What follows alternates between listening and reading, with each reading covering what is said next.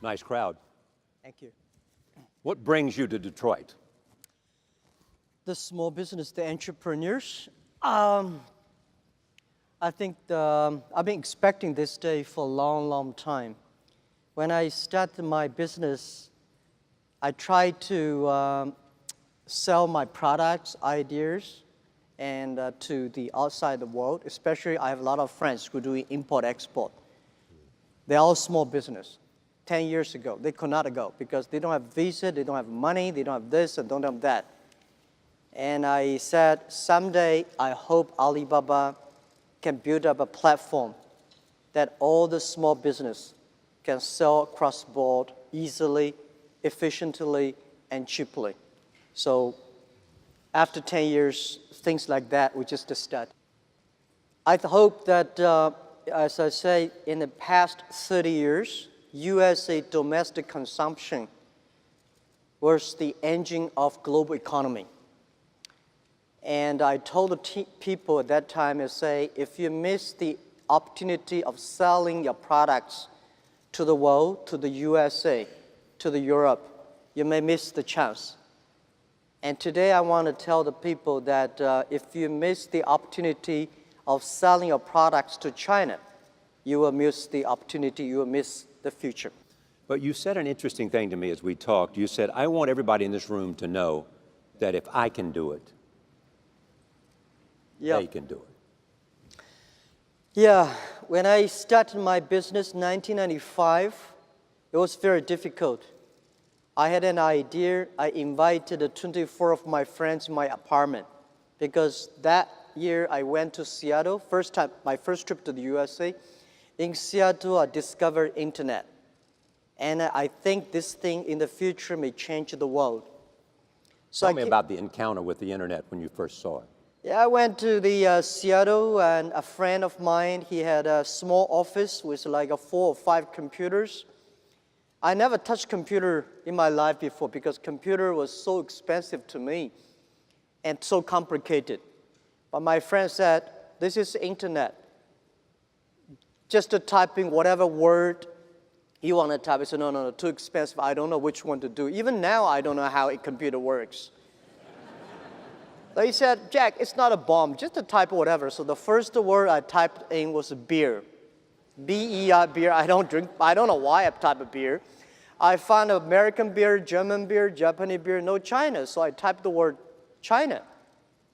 There's no information about China.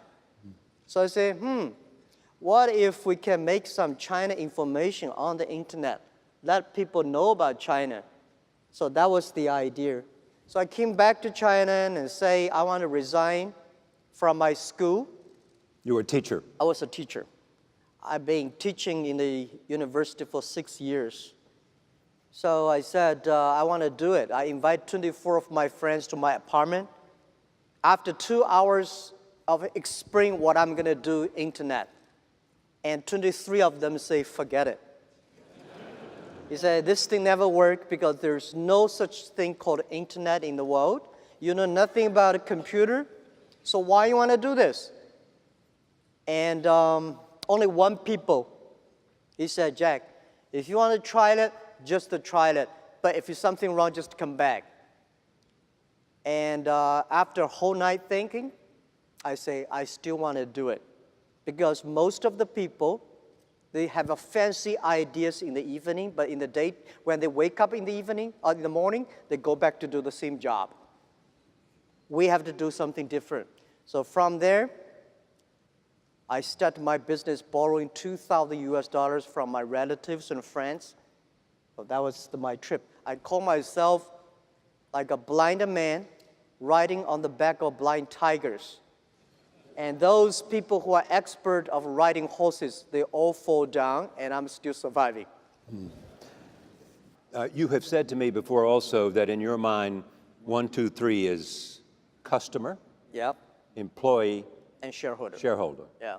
So when you tried to borrow that $2,000, you didn't tell that person that he was number 3.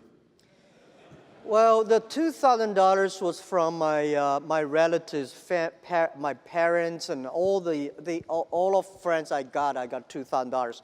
But when I raised my money for IPO, Even for the, when Alibaba IPO'd in the New York Stock Exchange, we raised $20 billion.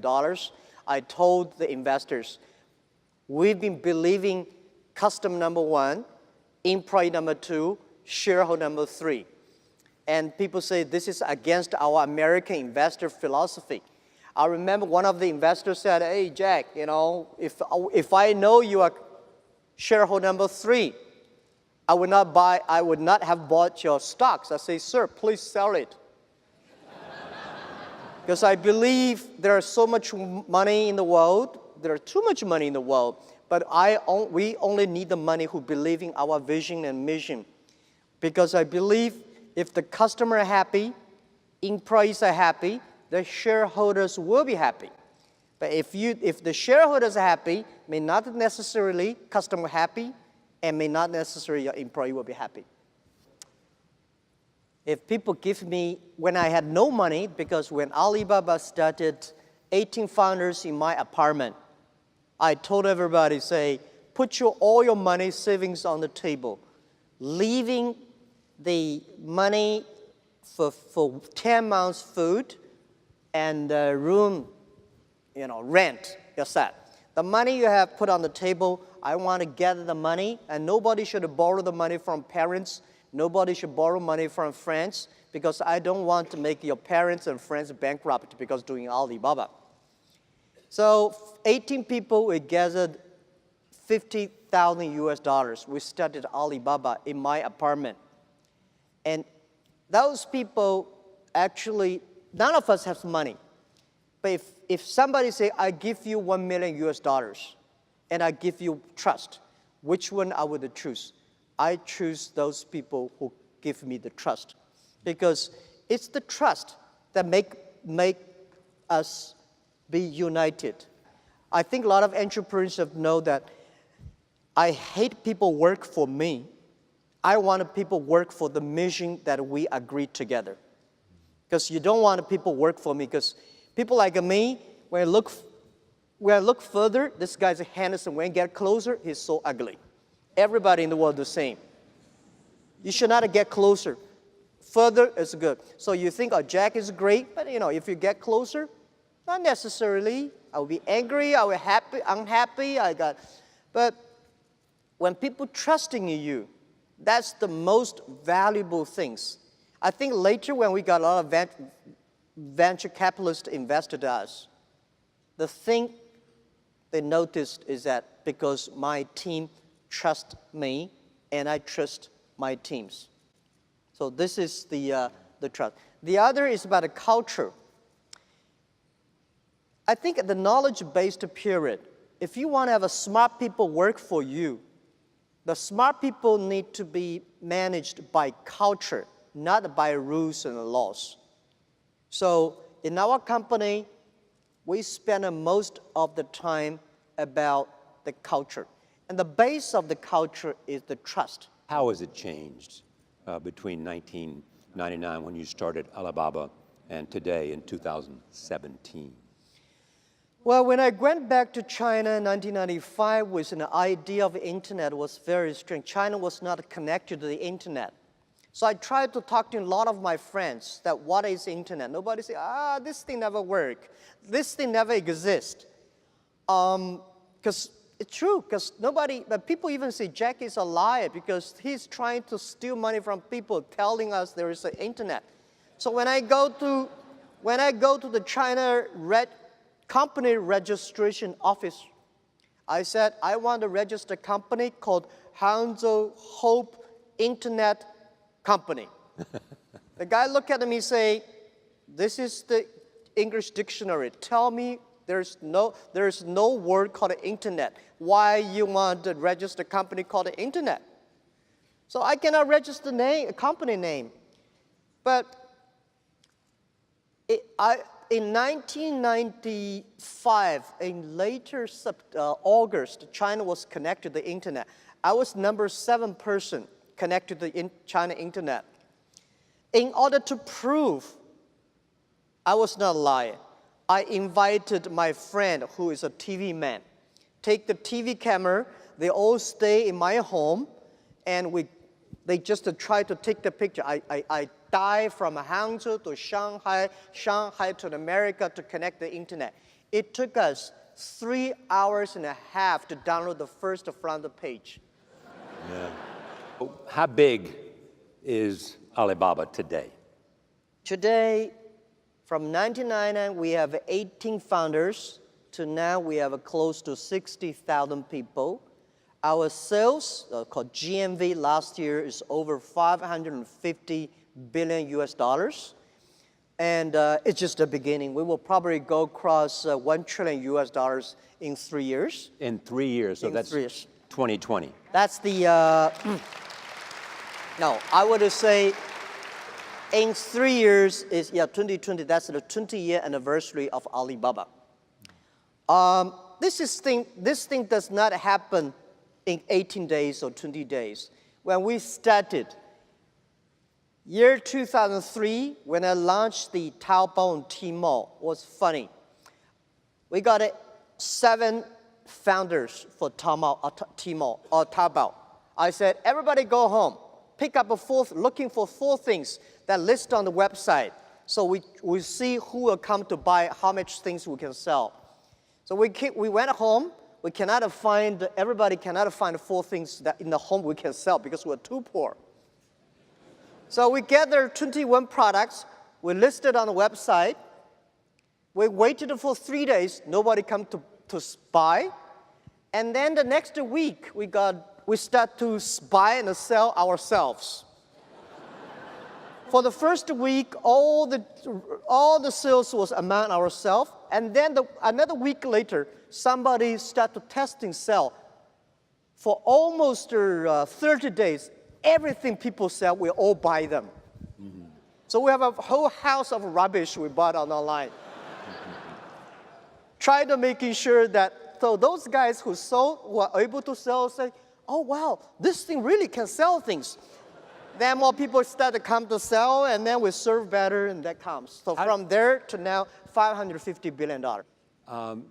Some people, when they think about getting on the internet and trying to reach foreign markets, whether it's China or India or somewhere else, worry about counterfeiting. They worry about fake products, underselling them when they're not the real thing. How do you deal with that? How do you reassure them?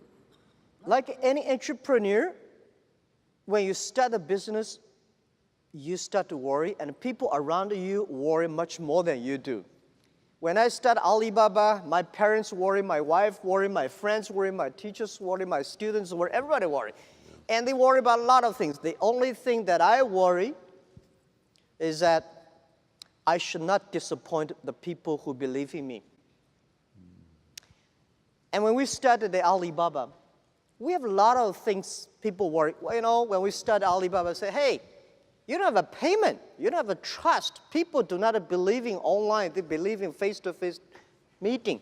And the government does not support internet. Nobody supports e-commerce. How could you do it? I think as an entrepreneur, if everything is ready, that does not need you. Because nothing is ready, that needs entrepreneurship. For counterfeit things, of course, there are a lot at the beginning.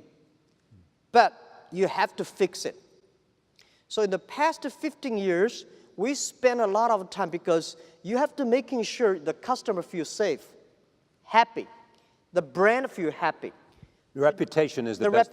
Your reputation is the best. Otherwise, people say, I sell on the site and my things were copied and stolen.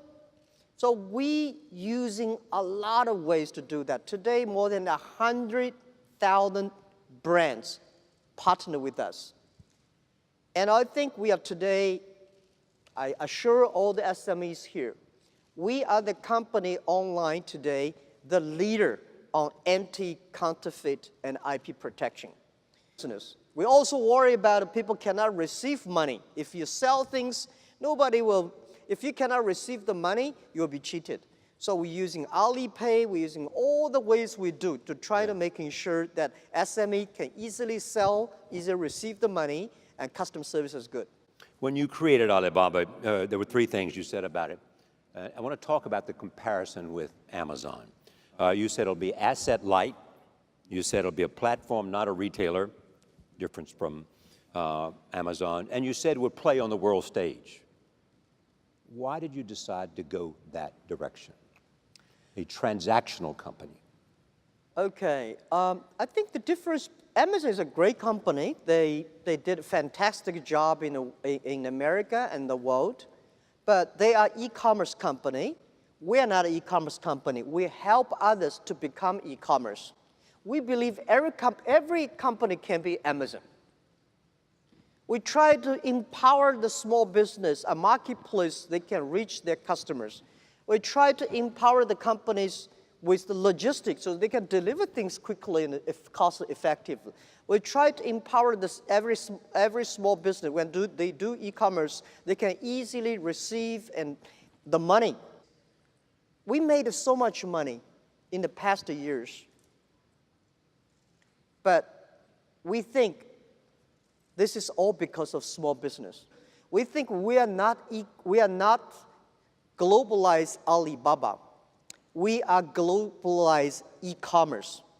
We try to making sure e-commerce infrastructure, the payment, the marketplaces, and the logistic can making sure everybody today can compete with Amazon, Microsoft, IBM. This is what we want. Where do you see Alibaba going over the next 10 years? You're already in Hollywood. Yep. You're in the cloud.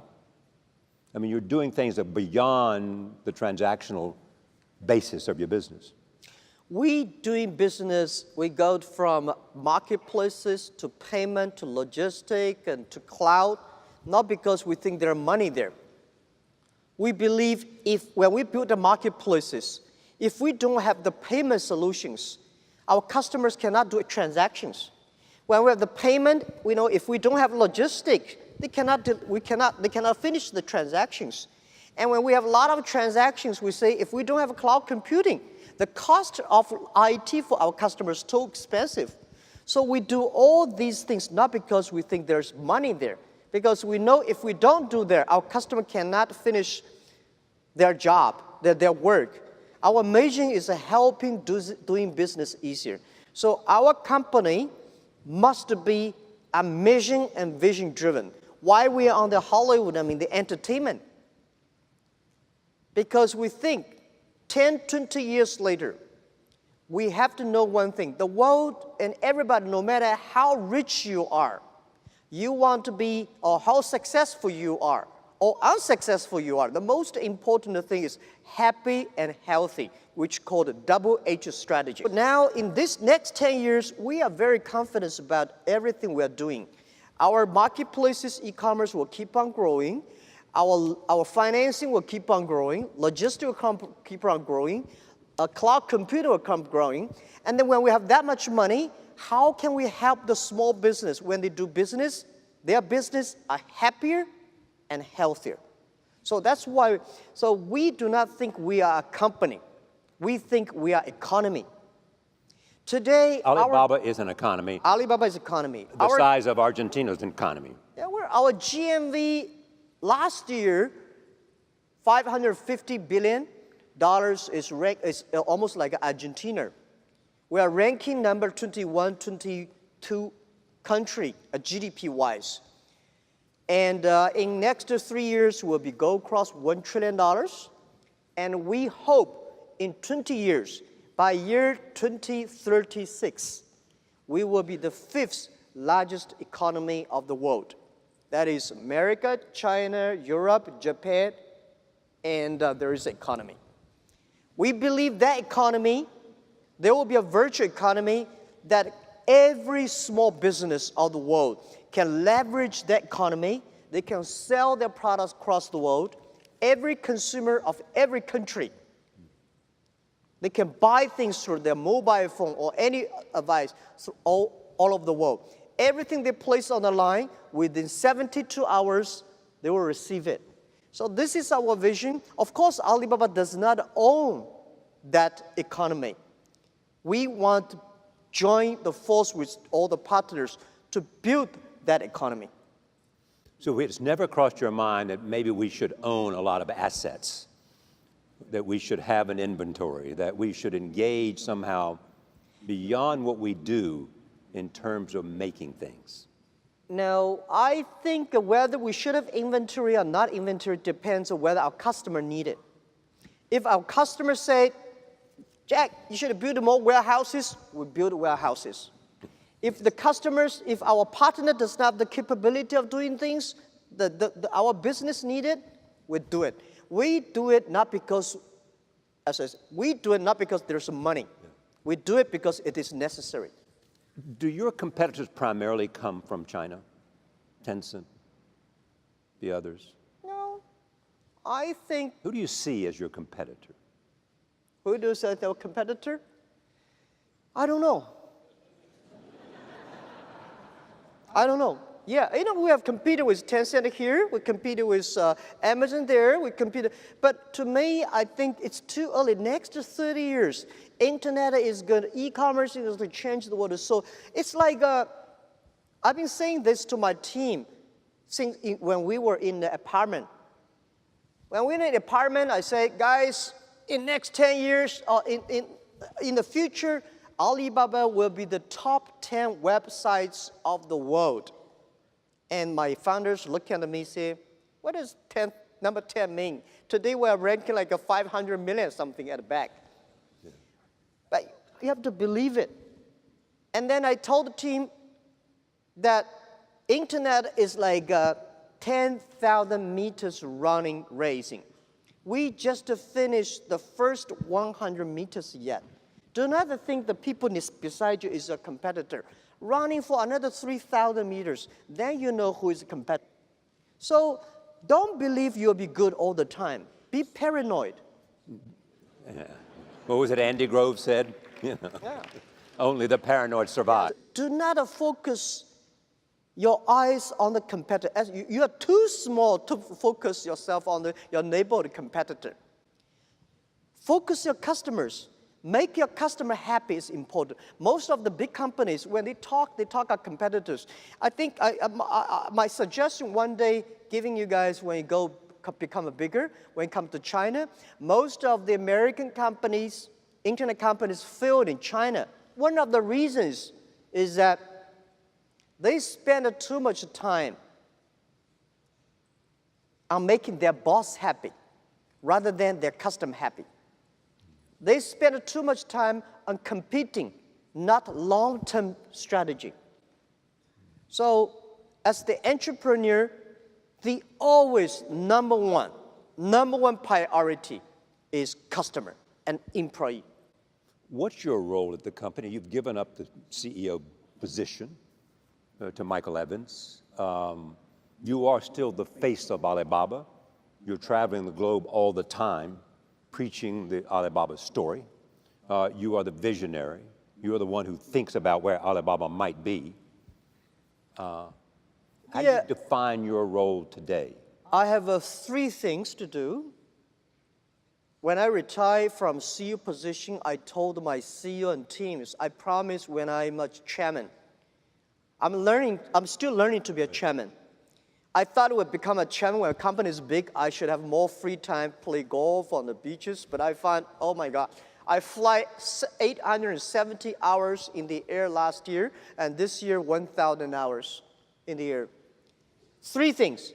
The first thing I would do is I would making sure our company is a mission-driven company. Mission and a vision-driven company. We have to making sure the whole company believing we are building up an economy that can empower every small business, young people, women. They can easily do business through internet. This is number 1. So I'm talking to everybody in the company I meet. I remember there is a guy called David Wong. That was early days when I came to America. I talked about the internet, about the value mission of the company.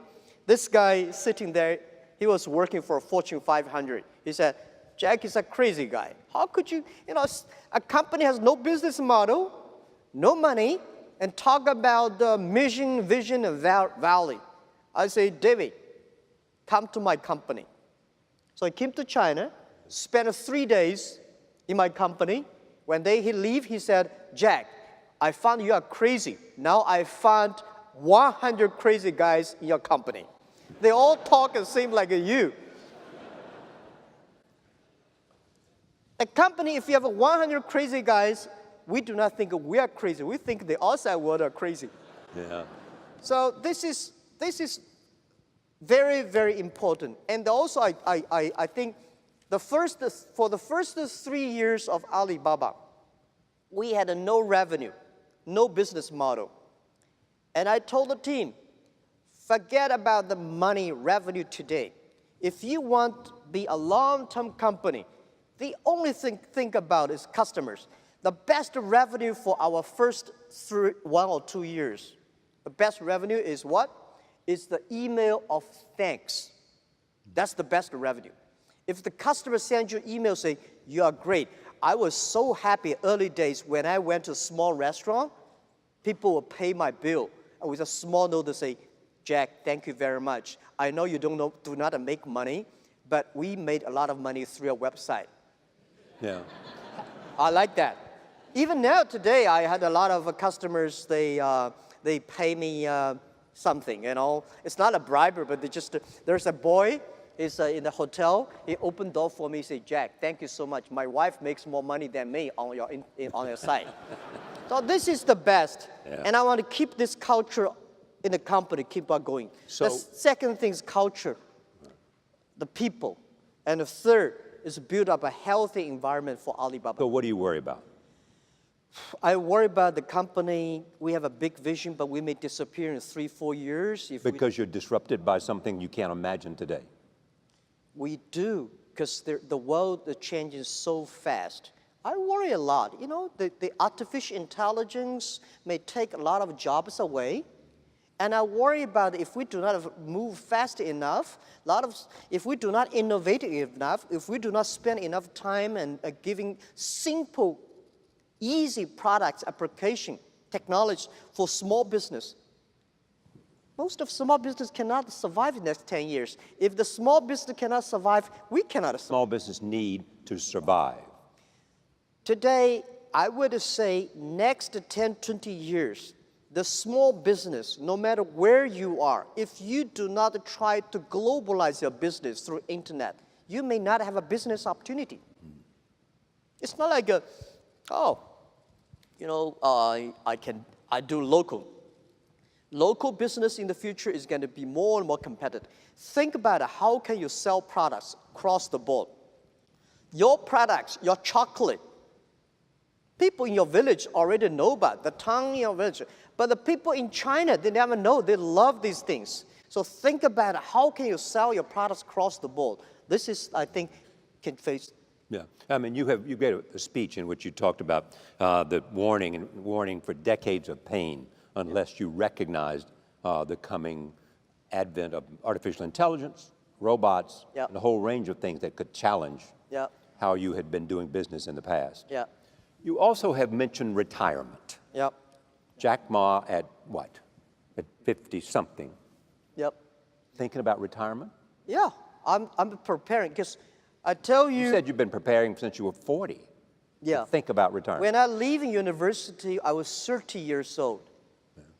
And my president of my university said, Jack, one day you want to come back? Anytime, you're welcome. I said, President, I will not come back in 10 years. So I thought when I'm 40, I can go back to teach. But when I'm 40, oh my God, life was so tough, so tough. My company almost in big trouble. So I said, I should not leave. And then I say, when I'm 45, I should retire. When I'm 45, I cannot stop it. And then I start to prepare, say, people say, Jack, you are the next Bill Gates. I say, I cannot compete with Bill Gates, but I can compete with Bill Gates who can retire earlier. And I can compete with him who can empower the more small business. So year 2012, I retired from the CEO. And I have my own goal that I will retire from chairman someday, and I'm going to be preparing that since years Yeah, but- 2012. The thing is, I don't want to die in my office. I want to die on the beaches. How much time do you wait, no, wait. How much time do you spend on the beaches now? I don't have time spent on the beach. That's why I always dream one day I want on the beaches. Because remember, when we were young, nobody gave us chance. Now we're big. We should give young people a chance. Young people do much better job than we do. This is what I think.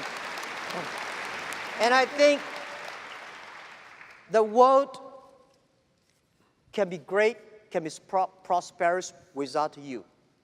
When you die, people cry for 3 days, or maybe less than 3 days, they forget you.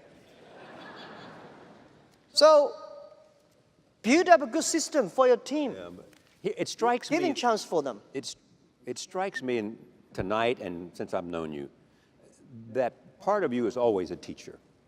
I mean, you're teaching tonight. You're telling about my experiences and what you can learn from the journey I have taken. Yeah. The idea of sharing experiences is part of teaching for you. Yes, I was trained to be a teacher, and I benefit because I don't know anything about technology, computing. I still puzzle about what is software, how software can work. And I do not know about accounting, marketing. I know very little about that. But the thing I learned from being a teacher, that a teacher always want his students to be more successful and better than you are. So this is, I learned to be a good CEO. When I hire people, I always want to hire those people who are smarter than I am. And today I give a lot of advice to my colleagues. When they hire people, there's one judge. Look at the young man. If you think he will be your boss, he will be my boss in 5 years, hire him. Do not find people who will follow you all the time. So as a teacher, you want this student become a banker, there's a scientist, there's a mayor. You don't want this student bankrupt, that is in jail, So this is the way that I benefit. And then when I become a CEO, I call myself Chief Education Officer. And I love to talk, I love to share, because when as a teacher, you may not know a lot of things. The only things you learn and you share. People may not like the way I talk. And my job is not to make people happy. My job is to make people think. This is the way we did. If it is helpful for you, take it. If it's not helpful for you, just forget it. So I love to be with the entrepreneurs, because you guys reminds me the past 18 toughest years that we've got. And I believe one thing, I'd give my advice to all of you, as an entrepreneur, today is very difficult, and tomorrow is even more difficult. But the day after tomorrow is very beautiful. Most people die tomorrow evening. You have to work hard, you have to learn, you have to rely on your team. And that's my business. I like to be a teacher. It's a great pleasure to be here with you. Jack Ma, thank you. Thank you.